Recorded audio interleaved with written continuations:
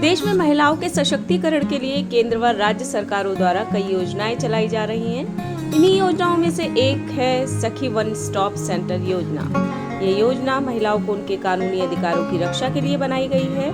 ये योजना महिला एवं बाल विकास मंत्रालय द्वारा चलाई जाती है, जिसकी शुरुआत साल 2015 में हुई और इसको निर्भया फंड द्वारा फंड मुहैया कराया जाता है। ये सखी सेंटर देश के हर जिले में मौजूद और दिल्ली की बात करें तो यह सेंटर दिल्ली के सभी 11 जिलों में मौजूद है। ये सेंटर महिलाओं को घरेलू हिंसा, प्रताड़ना या किसी भी तरह की महिलाओं से जुड़ी समस्या को हल करता है, जिससे महिलाओं को सभी जरूरती सुविधाएं एक ही छत के नीचे मिल जाती हैं, जिसमें मेडिकल हेल्प, FIR दर्ज कराना, काउंसलिंग, कानूनी सहायता और शेल्टर की भी सुविधा दी जाती है।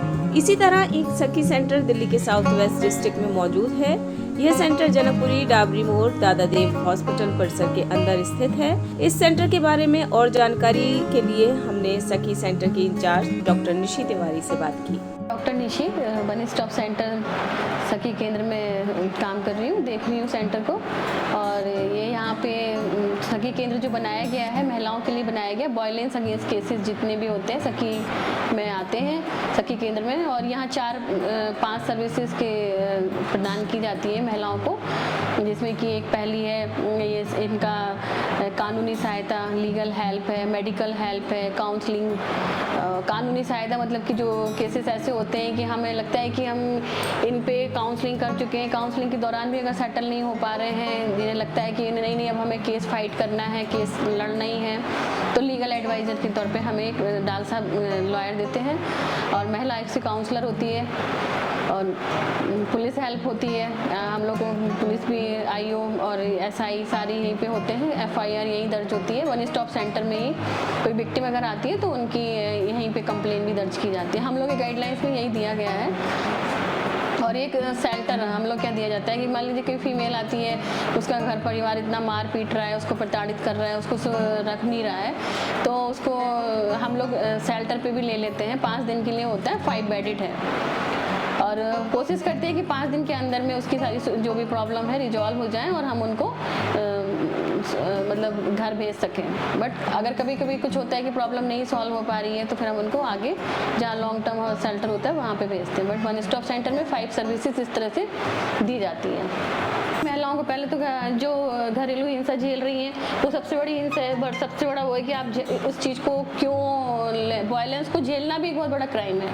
क्यों भाई, अपने राइट के लिए निकलो, बाहर जाओ, अपने राइट के लिए समझो, जानो। और हम लोगों को ये सखी केंद्र इसी तरह बनाई इसीलिए गए, ये पूरे स्टेट लेवल पे चल रहा है। 740 जिलों में सखी केंद्र बनाया गया है। दिल्ली के 11 डिस्ट्रिक्ट में सखी केंद्र बनाया गया है, इसलिए कि महिला यहाँ वहाँ ना जाए, उसको एक छत के नीचे सारी सर्विस मिले। इसको बनाया वन स्टॉप सेंटर, नाम से ही पता लग रहा है कि वन स्टॉप मतलब एक जगह सारी सर्विसेज को मिलना। इसका दूसरा नाम सखी केंद्र रखा गया क्योंकि एक औरत के लिए, ये महिला के लिए ये डिपार्टमेंट एक सखी की तरह काम कर रहा है। उसके साथ उसकी कॉर्डियल रिलेशन बना के, उसको फ्रेंडशिपली लेके उसका साथ काम करना। तो महिलाओं को मैं यही संदेश देना चाहती हूँ कि अपने राइट के लिए निकलें, जाने समझें। और ये जो DB के केस होते हैं, घरेलू हिंसा होती है, उसमें औरत यही सोचती है कि ठीक है लड़ाई झगड़ा हो रहा है, ठीक है कोई नहीं, लेकिन ये इससे वो और ज़्यादा अंदर एक क्राइम को बढ़ावा दे रही है। इस क्राइम को अगर ख़त्म करना है तो आपको अपने राइट के लिए लड़ाई करनी है, निकलो आप बाहर। सखी केंद्र में यही है कि भाई औरतें आती हैं तो हम लोग, यही नहीं होता है कि खाली आते ही महिलाओं को उसने कह दिया कि मैडम मेरे साथ मैं तो रहना नहीं चाहूँगी और मेरा तो आप डिवोर्स करवा दो, तो ये नहीं होता है कि आते ही मैं उसकी बातों पे ही जाऊँगी। तो उसकी फैमिली काउंसलिंग करती हूँ, उसके बाद दूसरी पार्टी को भी बुलाती हूँ, फैमिली काउंसलिंग 3-3, 4-4 सिटिंग पे जाती है। हम लोग नेक्स्ट डेट दे देते हैं, हेयरिंग डेट लगाते हैं। तो ऐसा नहीं है कि फर्स्ट टाइम में आते ही केस सेटल हो जाता है। हम लोग उसको देखते हैं कि किस लेवल पे वो केस जा रहा है।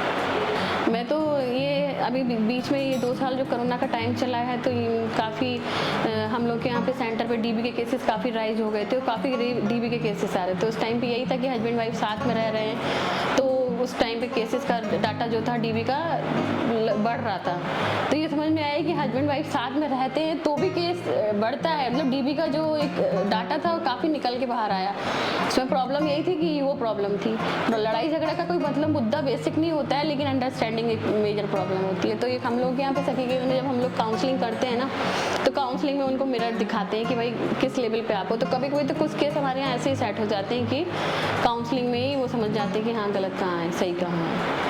एक केस हमारे यहाँ पे आया था जिसकी कि प्रॉब्लम थी कि मैडम पति ने शादी दूसरी कर ली है, ऑलरेडी 5 साल से उसके साथ में रह रहा था, उसके साथ कोर्ट मैरिज की थी, और फिर उसके बाद उसका पति जो है अपने गांव बहराइच यूपी में रहने वाला था, वहाँ चला गया था शादी करने के लिए। फिर हम लोगों ने उसकी मदद की, उसकी कंप्लेन ली, पुलिस से बात करी, SHO से बात की, उसके ओरिजिनल डॉक्यूमेंट्स भी चेक किए कि कहीं ऐसा ना हो कि भाई डॉक्यूमेंट्स में शादी नहीं हुई हो उसकी, और पहले से भी वो कहीं प्रॉब्लम हो। पता लगा कि सब चीज़ें ठीक है, तो फिर हम लोगों ने इसको यूपी पुलिस से भी बात किया, SHO से बात किया, वहाँ के DM से बात की, करस्पॉन्डेंस किया, और 1 मई की शादी थी तो उसकी शादी को रुकवाया। शादी मतलब पूरी जो एक होता है कि जो टेंट वेंट लग गया, सारा कुछ हो गया, बस सिर्फ ओनली बारात की कमी थी। हालांकि हम लोगों ने उनकी फैमिली को भी बताया कि ऐसा है कि शादी ऑलरेडी लड़के की हो रखी है, और आप लोग ये 2 दिन पहले हमने उनको ये जवाब सारी इन्फॉर्मेशन भी दी। बट वही होता है कि घर वालों को ये चीज़ों का नहीं होता है कि नहीं ठीक है शादी करेंगे। तो फिर मुझे लगा कि जब शादी के लिए वो लोग डिनाई नहीं कर रहे, वो लोग भी सोच रहे हैं कि नहीं मैं करूँगा, तो फिर हमने इसमें पुलिस की हेल्प ली और फिर वहाँ पे उस लड़के को अरेस्ट करवाया। जब तक लड़का अरेस्ट नहीं होता तो वो तो चला जाता, दूल्हा बन के शादी भी हो जाती उसकी। तो इसलिए फिर वो हम लोग का सक्सेस केस था। अब ये है कि वो लड़का उसको ये बोलता है कि मैं उसको अपने साथ इसको रखूँगा नहीं क्योंकि इसने मेरे साथ गलत किया, तो उसको अब कोर्ट केस की ज़रूरत है। तो हमने उसको बुलाया, डालसा से लॉयर उसको प्रोवाइड किया है। जैसा कि डॉक्टर निशी तिवारी ने सेंटर से जुड़ी बातें बताई, वहीं उन्होंने DLSA यानी डिस्ट्रिक्ट लीगल सर्विस अथॉरिटी का भी जिक्र किया। इसको लेकर हमने DLSA से जुड़ी वकील ऋतु गुप्ता से भी बात की। नमस्कार, मैं DLSA अथॉरिटी की तरफ से आज यहाँ अधिवक्ता आई हुई ऋतु गुप्ता।